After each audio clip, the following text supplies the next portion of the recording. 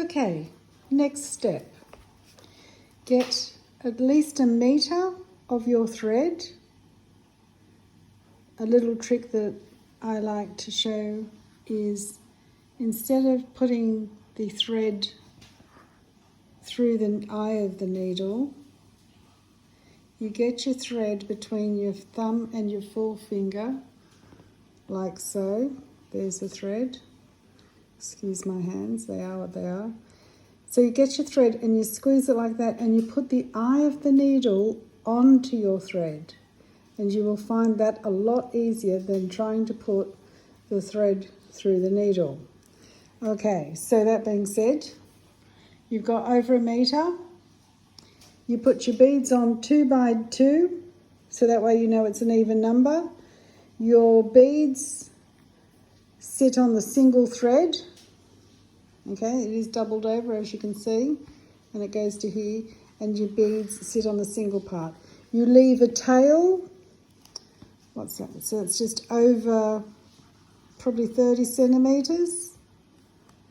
Okay, so that is left on the end, because remember, after you put this as your edge and you go upwards, later on you've got to come back and go downwards, and you can always add more thread.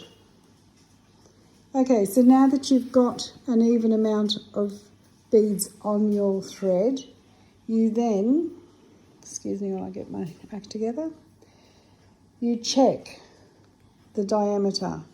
It must, this is really difficult to do with the phone in my hands,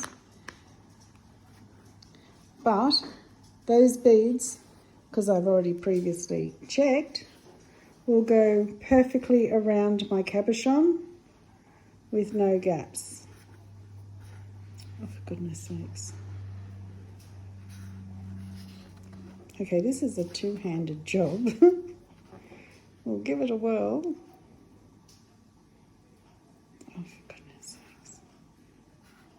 Okay, so there we go. I've pulled it tight and you can see there is a gap, but it does go perfectly around the perimeter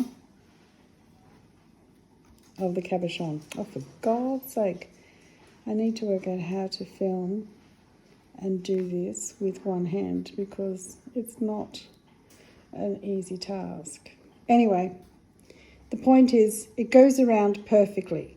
So when you get to this point, and that's your tail, you then get your needle and thread back through all of them again to complete a tighter circle, and you don't need to knot.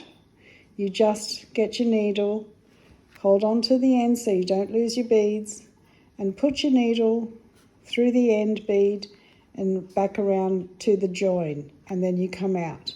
And then that is when we will start peyote stitch. And all peyote is, once you're back to the beginning of your loop, and you'll have a circle like that, and it, I promise you, it does fit around the bead, the crystal. When you come around and you come back to the join, then you miss one, pick up a bead and go through the next one. I will show you that once I've worked out how to put my phone in a position so I can sew with 2 hands. Okay, so get your even amount of numbers on your beads and get your string around, your thread, not string, around your cabochon, and it works perfectly so that it just sits right on each other. All right, and then I'll come back to the next part.